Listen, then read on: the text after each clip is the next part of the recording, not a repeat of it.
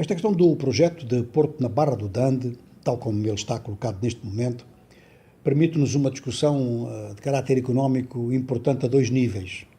Por um lado, é a definição de regras concretas para a criação de uma economia de desenvolvimento, ao mesmo tempo economia aberta e economia com regulação, porque é assim que funcionam todas as grandes economias, ou seja, já não há mais essa oposição entre Estado e mercado, há uma complementaridade. E o outro aspecto é como é que os investidores, com grande capacidade, com menos capacidade, mas enfim, investidores, se adaptam a este novo período que é um período de transição. Há aqui vários aspectos de caráter jurídico que exigem opinião da parte dos especialistas, dos juristas, isso ultrapassa muito a minha área de competência, mas eu gostaria de ter esclarecimentos a um ou dois níveis. O primeiro nível é desde logo que a engenheira Isabel dos Santos diz que há estudos efetuados desde 2015 e a empresa portuária de Luanda diz que não há estudo nenhum, que houve apenas visitas ao local. Eu posso me interrogar, em termos técnicos, em termos económicos, se os estudos que se referem não são apenas esboços iniciais, tanto de engenharia quanto de cálculos, etc., que são sempre feitos como estudos de risco antes de um grupo de proponentes apresentar a proposta, para saber do que é que se trata, para estar informada, para poder discutir porque que quer entrar no projeto ou porque quer liderar o projeto. Portanto, este aspecto vem aqui ligado ao princípio de que nas concessões pode haver concessões que exigem concurso público ou não exigem concurso público. É outro aspecto que, do ponto de vista jurídico, é importante esclarecer imediatamente, porque há duas visões sobre isto, e opostas. A visão da engenheira Isabel dos Santos e da Atlantic Venture é que o decreto presidencial do ex-presidente José Eduardo dos Santos é um decreto que atribui uma concessão à Atlantic Venture. E a interpretação do Ministério dos Transportes atual é de que não há atribuição de nenhuma concessão. Há simplesmente a consideração de que é preciso implementar um porto na Barra do Dande. É claro que o porto de Luanda, tal como ele está, é desaconselhável por duas razões. A primeira é que ele não tem mais capacidade de expansão. É um porto que, a quem foi solicitada realmente, ou quem foram solicitadas funções que ultrapassam muito aquilo para o qual o porto foi concebido em 1942, quando foi inaugurado, mas depois não tem só esse aspecto de não ter espaço em virtude da expansão da cidade. É que não se deixa um porto desta dimensão na extremidade de uma grande avenida de qualquer cidade do mundo. Ora, no caso de Angola, é até a maior avenida da capital. De maneira que, por tudo isso, o porto na Barra do Dande tem sentido e é um daqueles eixos que definem realmente as orientações. Ou seja, a coragem de entrar num projeto novo, num projeto de renovação e num projeto que pode significar muito para o futuro económico do país. Esse é um aspecto. Vai depender também, logicamente, do que é que se faça noutros setores da economia, porque um porto, ele não é a origem de quase nada. Um porto é consequência.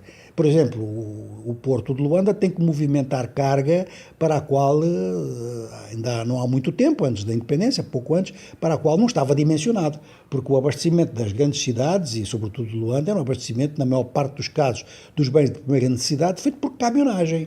O país produzia isso. Então nós temos que voltar à diversificação económica e é no quadro da diversificação económica que surgem novos portos, se for o caso. Mas esses novos portos não dão lugar à alteração nos termos do comércio externo. Eles são consequência disso. Aqui há um outro aspecto muito importante na definição das novas regras. Eu queria lembrar que, apesar de trabalhos prévios, como diz a engenheira Isabel dos Santos, poderem ter sido feitos pela Atlantic Venture ou por aqueles que formaram depois a Atlantic Venture, possa ter sido feito, portanto, desde 2015, a empresa legalmente só é criada realmente muito em cima da campanha eleitoral, em campanha pré-eleitoral já. Ora, ninguém que faça uma análise económica pode esquecer, pode abstrair a criação de uma empresa em fase pré-eleitoral. Qualquer regime, qualquer um dos regimes democráticos mais experientes do mundo, nos casos com legislação, noutros casos apenas até como princípio, O Estado não pode nem fazer inauguração de obras públicas em uns 6 meses antes das eleições. Não pode nem abrir novas vagas de emprego nos seus serviços ou nos serviços de empresas públicas, por exemplo, e também não pode atribuir obras a ninguém. Então, uma empresa que é criada nesse quadro, nesse período de tempo, é uma empresa que levanta imediatamente objeções sobre a sua legitimidade.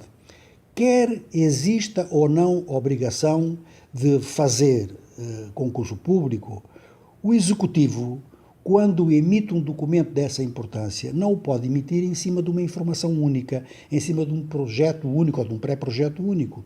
Tem que ser em cima de pluralidade. Aqui é que aparece, então, o problema da adaptação dos investidores a essas regras que são evidentes. Mas há também um outro princípio importante nas economias todas desenvolvidas, subdesenvolvidas ou em desenvolvimento, que é a precaução contra a criação de monopólios ou a criação de cartéis.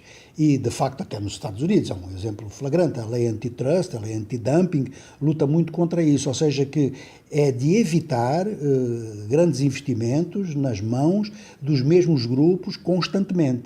Isso acaba por criar uma concentração que, por um lado, cria dependência do Estado em relação a esses grupos financeiros. E, por outro lado, é uma concentração que, logicamente, prejudica em termos de justiça social, quer se queira, quer não. Então, ficamos aqui perante, realmente, uma série de desafios importantes. Em torno deste projeto da Barra do Dande, o que se pode desde logo dizer é que, realmente, as coisas foram feitas de tal forma que qualquer governo do mundo põe tudo na estaca zero e começa desde o princípio. E, sem discriminar ninguém, é claro que tem que se abrir, então, as vias para que o Executivo possa tomar uma decisão que muito provavelmente será tanto mais eficaz, tanto mais correta, quanto mais propostas tiver.